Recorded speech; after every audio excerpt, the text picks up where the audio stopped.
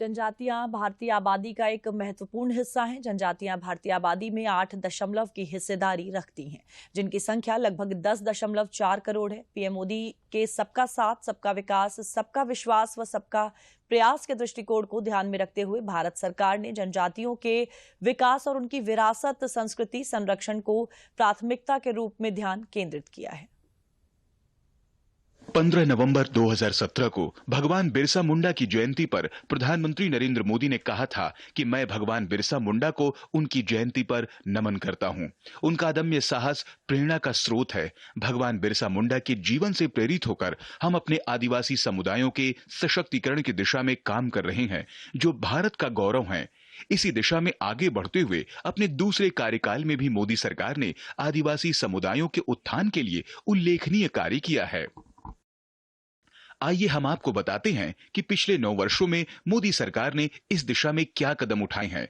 पिछले 9 वर्षों में मिशन मोड में विशेष रूप से पिछड़े जनजातीय समूहों के विकास को पहली बार फोकस क्षेत्र के तहत शुरू किया गया है। प्रधानमंत्री जनजातीय आदिवासी न्याय महाअभियान यानी पीएम जनमन, इस मिशन के तहत विकास के मद में अगले 3 वर्षों के लिए 15,000 करोड़ रुपए आवंटित किए गए हैं। यह पहली बार है कि जनजातीय समूहों के लिए डेटा केंद्रित मानव विकास सूचकांक के साथ एक विशेष योजना तैयार की गई है, जिसका लक्ष्य समुदाय का समग्र विकास करना है। जनजातीय लोगों की एक अन्य ऐतिहासिक अवसर भगवान बिरसा मुंडा की जयंती पर 15 नवंबर को जनजातीय गौरव की खुशी मनाने और जनजातीय स्वतंत्रता सेनानियों को श्रद्धांजलि देने के लिए जनजातीय गौरव दिवस के रूप में घोषित किया गया है। राज्यों को न्यूनतम समर्थन मूल्य पर लघु वन उपज की खरीद के लिए सहायता दी जा रही है। ट्राइफेड ने वर्ष 2017-18 में देश भर के सभी प्रमुख शहरों में आदि महोत्सव, शिल्प, संस्कृति, व्यंजन और वाणिज्य का उत्सव आयोजित करने की एक नई संकल्पना की भी शुरुआत की है।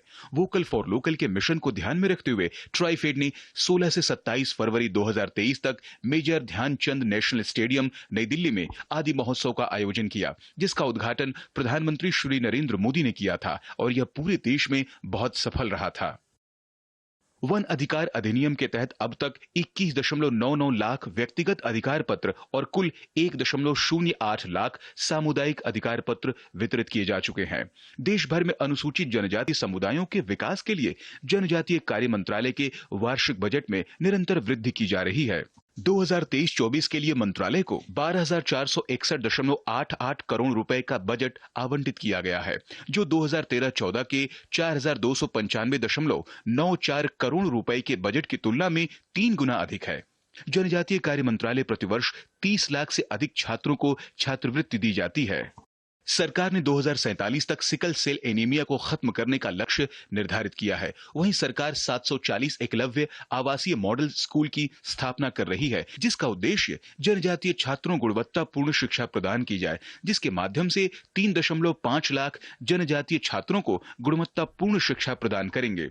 गृह मंत्री अमित शाह ने 7 जून 2022 को नई दिल्ली में राष्ट्रीय जनजाति अनुसंधान संस्थान का उद्घाटन किया।